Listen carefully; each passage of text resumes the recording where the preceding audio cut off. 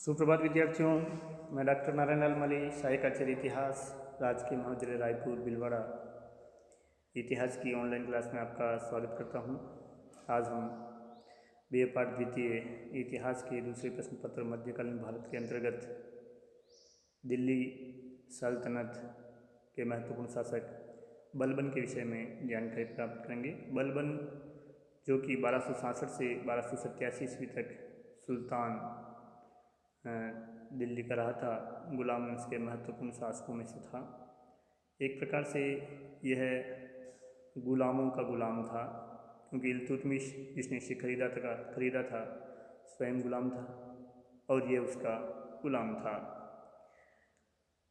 रजिया की मृत्यु के बाद एक एक करके 3 शासक गद्दी पर बैठे, जिसमें बहराम शाह रजिया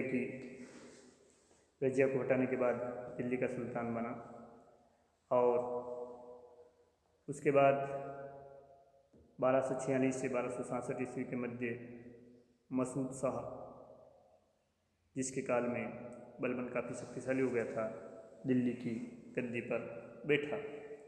हम देखें बलबन के प्रारंभिक परिचय के रूप में, तो 1232 ईस्वी में एक गुलाम के रूप में इसे इल्तुतमिश ने खरीदा था और खासदार यानी सुल्तान का व्यक्तिगत अंगरक्षक या सेवक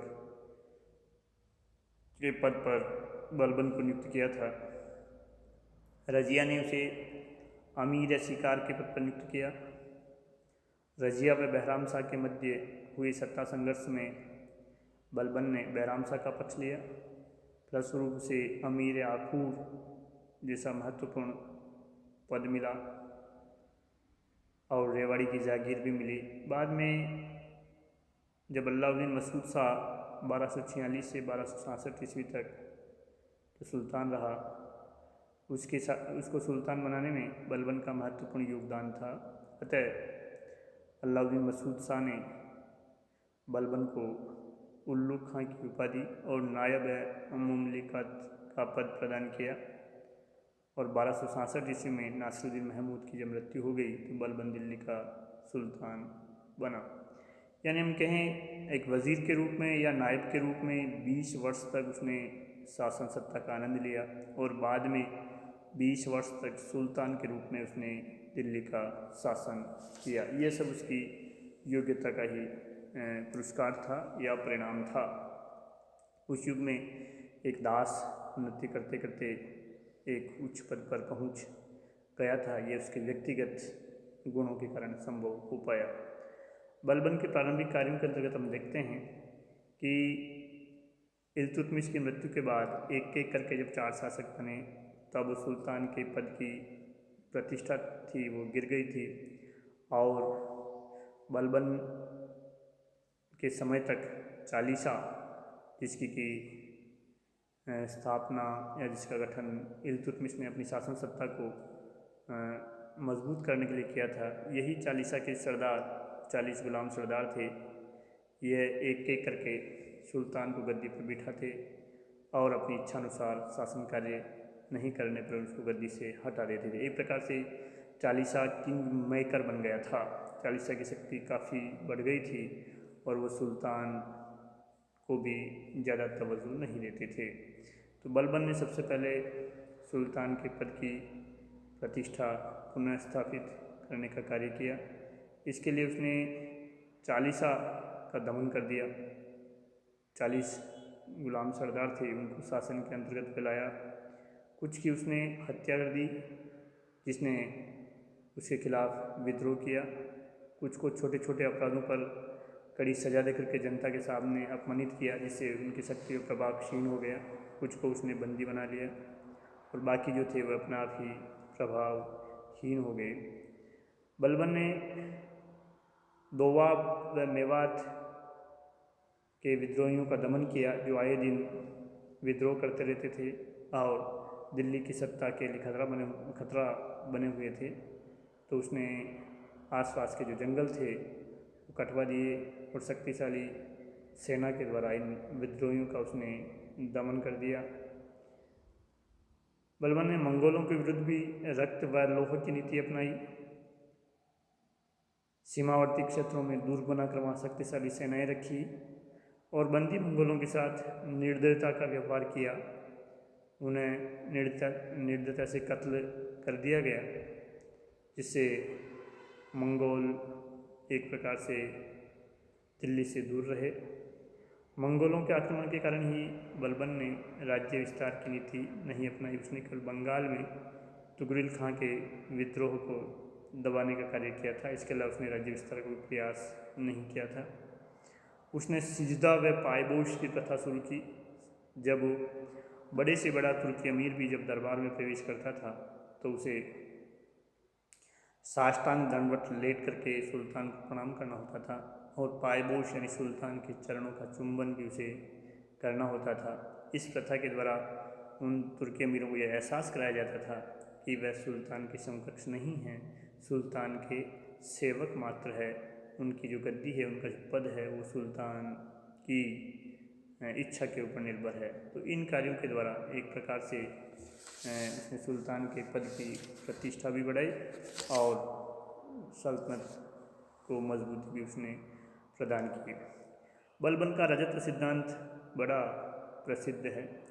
बलबन सुल्तान को पृथ्वी पर ईश्वर का प्रतिनिधि या नियाबते खुदाई मानता था।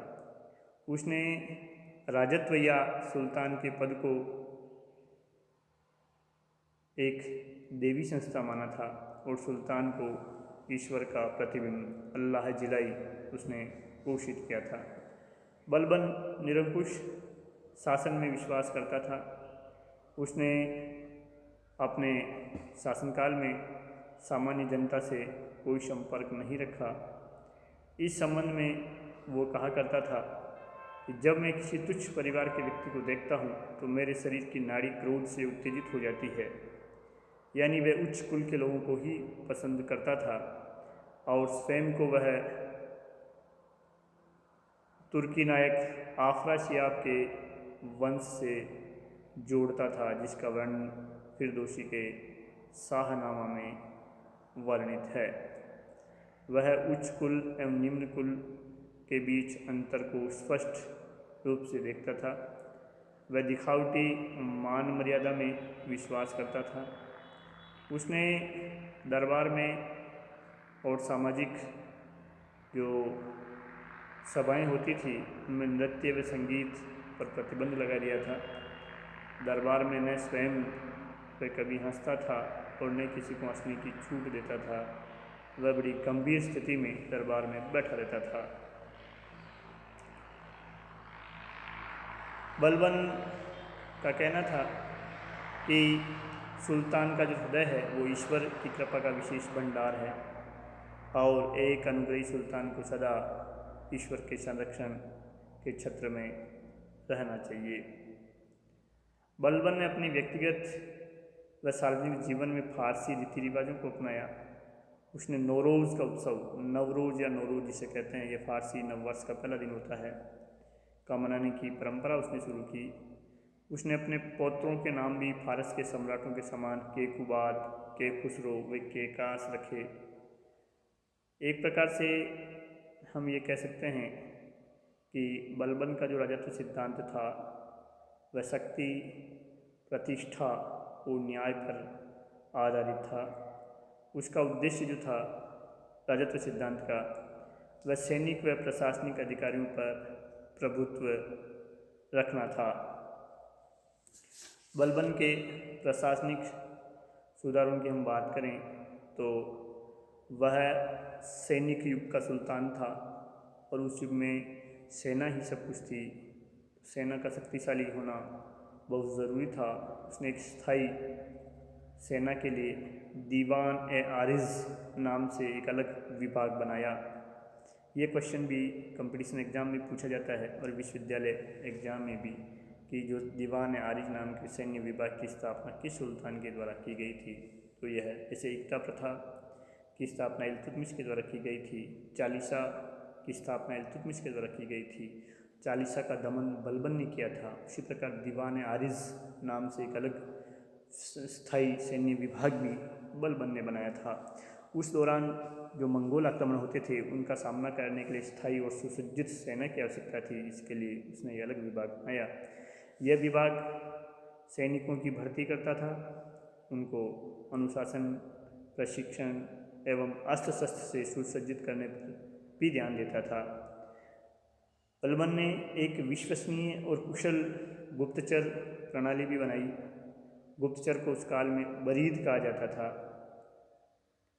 गुप्तचर व्यवस्था उसकी इतनी विश्वसनीय थी या कुशल थी कि उसके काल में विद्रोह नाम मात्र के हुए थे, या विद्रोह होने से पहले ही इसकी सूचना बलबन को मिल जाती थी और वह विद्रोहियों को आसानी से परास्त कर देता था, उन्हें छिन्न भिन्न कर देता था।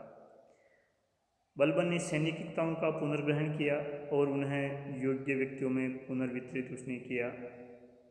उसने शासन का केंद्रीकरण किया, सारी शक्ति उसने सुल्तान के अंतर्गत रखी और नौकरशाही पर कड़ा नियंत्रण भी उसने रखा।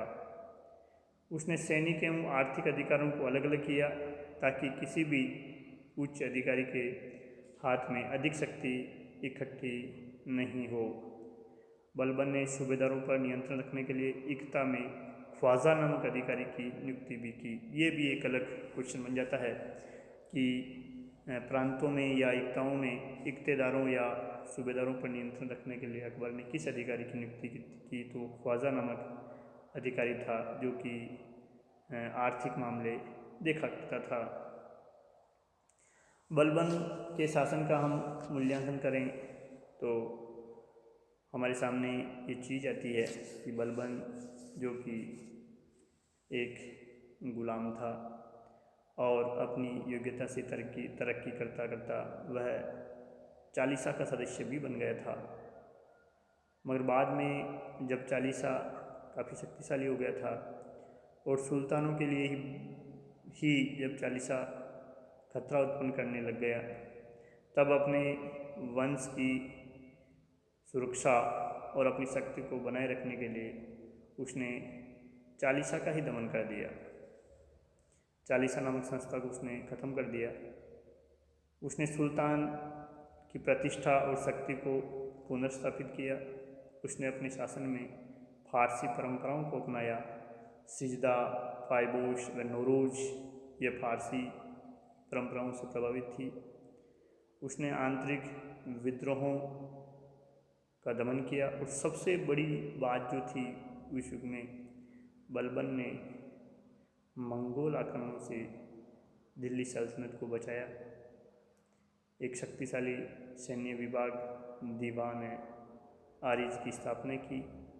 इसके अलावा पहली बार एक राजत्व सिद्धांत यानी शासन किस प्रकार चलाया जाना चाहिए, शासन की मूल मान्यताएं किस प्रकार की हो, सुल्तान का पद किसके समान हो या किस प्रकार हो, ये सारी चीज़ें जो है उसने बनाई।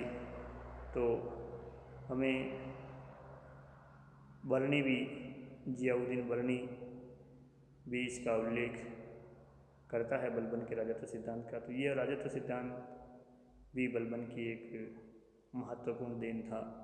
तो हम ये कह सकते हैं कि जब इल्तुतमिश की मृत्यु के बाद 4 सुल्तान थोड़े थोड़े काल के लिए गद्दी पर बैठे और दिल्ली सल्तनत एक प्रकार से विघटन की ओर जा रही थी, तब बलबन जैसे सुयोग्य व्यक्ति ने 1246 से लेकर 1287 ईस्वी तक यानी 20 साल सुल्तान के नायब के रूप में और 20 साल स्वयं सुल्तान के रूप में दिल्ली सल्तनत को उसने सुदृढ़ किया और एक सुव्यवस्थित प्रशासन उसने दिल्ली सल्तनत को प्रदान किया।